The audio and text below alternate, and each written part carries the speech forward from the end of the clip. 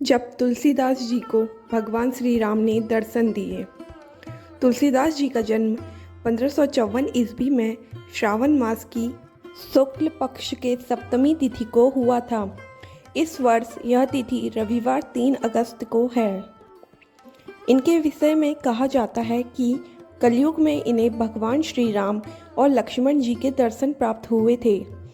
तुलसीदास जी के बारे में यह भी मान्यता है कि यह पूर्व जन्म में रामायण के लेखक महाकवि वाल्मीकि थे। भगवान राम के अनन्य भक्त होने के कारण ही तुलसीदास जी के रूप में इन्हें राम दर्शन का सौभाग्य मिला। लेकिन तुलसीदास जी को भगवान राम की भक्ति की प्रेरणा अपनी पत्नी रत्नावली से प्राप्त हुई थी। राम की भक्ति में तुलसीदास ऐसे डूबे कि दुनिया जहाँ की सुध ना रही। तुलसीदास भगवान की भक्ति में लीन होकर लोगों को राम कथा सुनाया करते थे। एक बार काशी में राम कथा सुनाते समय इनकी भेंट एक प्रेत से हुई। प्रेत ने इन्हें हनुमान जी से मिलने का उपाय बताया। तुलसीदास जी हनुमान जी को ढूंढते हुए उनके पास पहुंच गए और प्रार्थना करने लगे कि राम के दर्शन करवा दे। हनुमान जी ने तुलसीदास जी को बहलाने की बहुत कोशिश की, लेकिन जब तुलसीदास नहीं माने तो हनुमान जी ने कहा कि राम के दर्शन चित्रकूट में होंगे।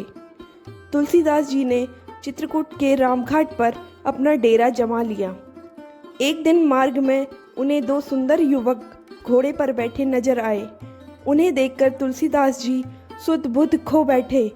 जब युवक इनके सामने से चले गए तब हनुमान जी प्रकट हुए और बताया कि यह राम और लक्ष्मण थे। तुलसीदास जी पछताने लगे कि वह अपने प्रभु को पहचान नहीं पाए। तुलसीदास जी को दुखी देखकर हनुमान जी ने सांत्वना दिया कि कल सुबह आपको फिर राम और लक्ष्मण के दर्शन होंगे। प्रातःकाल स्नान ध्यान करने के बाद तुलसीदास जी अब घाट पर लोगों को चंदन लगा रहे थे। तभी बालक के रूप में भगवान राम इनके पास आए और कहने लगे, बाबा हमें चंदन नहीं दोगे?